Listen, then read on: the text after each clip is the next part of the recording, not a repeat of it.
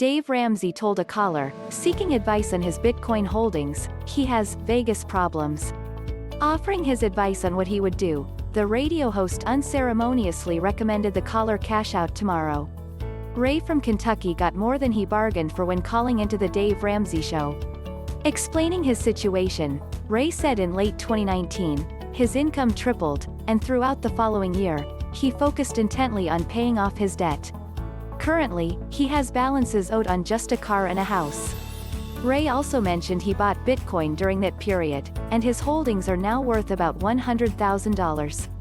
While substantial, Ray said it isn't enough to pay off both the car and house.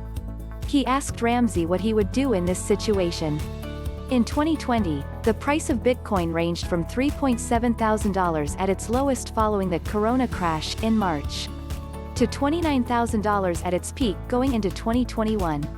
Despite the 649% ROI that Ray disclosed, as well as the expectation of further price appreciation, Ramsey, in no uncertain terms, told Ray, if it were him, he would take the money and run. Adding, Bitcoin is not something he would be buying in the first place. Ramsey's views on Bitcoin are typical of many, particularly those born in the baby boomer years, and perhaps to a lesser extent, the Gen X's. But it's getting harder to dismiss Bitcoin as each day passes. Coinbase is scheduled to debut on the Nasdaq on April 14th. As a significant crypto company going mainstream, some see this event as the defining spark in legitimizing Bitcoin.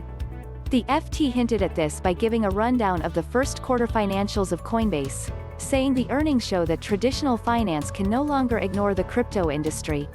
But changing hearts and minds will not happen overnight, especially not from a stock listing. Nor should it.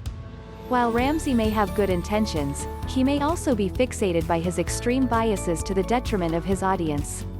It's the extreme positions, on either side, that turns everyone else off. Maybe it's time to accept that not everyone gets it or even wants to get it.